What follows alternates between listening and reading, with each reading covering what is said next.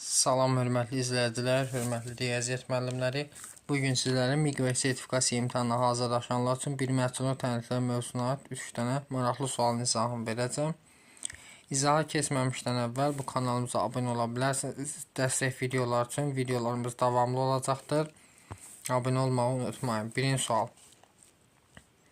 Yazıb x kvadratsa x çıxılsın 1-in kvadratı. Fikir verin, burada mən bunu yaradıram. Yəni x kvadrat çıxaq x çıxılsın 1-in kvadratı çıxaq 11'i yazıram 6 plus 5 şəklində. Bu üçündən mənfi 6'ını çıxardıram. Olur deməli x kvadrat çıxaq x çıxılsın 1 üstəgəl 5 bərabər 0. Və x kvadrat çıxılsın x minus 1'ə bir a əvəzlənməsi desəm. Olur a kvadrat çıxaq 6 üstəgəl 5 bərabər 0. Buranda 5 toplayanda 6 eləsin. A1'imiz 1'dir. A2'miz 5'dir. Deməli yazıram x kvadrat çıxaq x minus 1 bərabər 1. Buradan olur x kvadrat çıxılsın x minus 1 atıram bəri minus 2 bərabər 0. Buranda mənfi 2 toplayanda bilirsin köklər 2 ilə mənfi 1.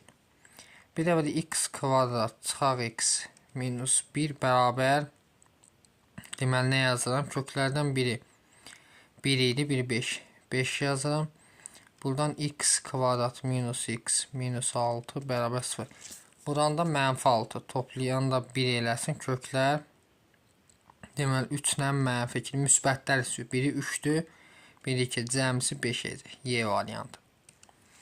Növbəti 2 nömrəli sualımıza baxaq.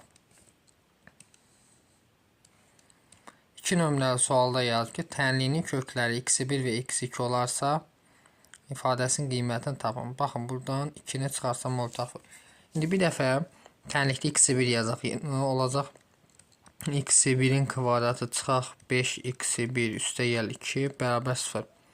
Buradan yazarım x1'in kvadratı çıxaq 5x1 bərabərdir mənfi 2.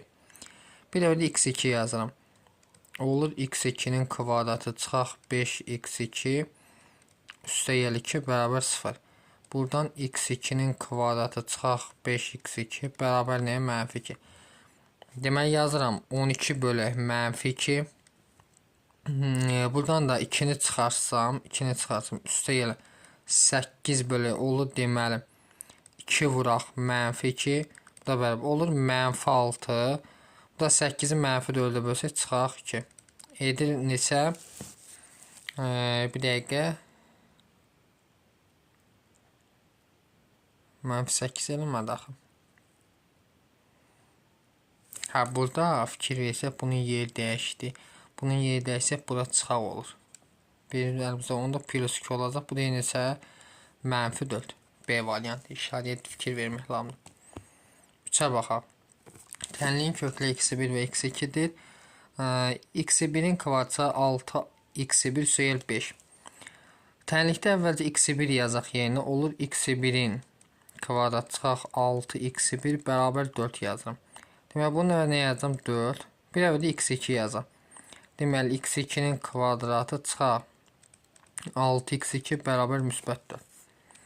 Deməli yazsam burada kök altda 4 plus 5 məxrəci ayrıca hesablayaq. Üstə gələk. Bunda yerin dəyişib 2'ni çıxarsam burada çıxmalı. Kök altda 9 çıxaq. 2 vur 4. 4 ilə 5 olur 9. 9'dan 3 çıxır. Üstə gəl. Bu da 1. Elədi mi 4? Deməli məxrəc 4 elədi. Sürət 12. Böləndə neçə eləyir? 3. B variantı.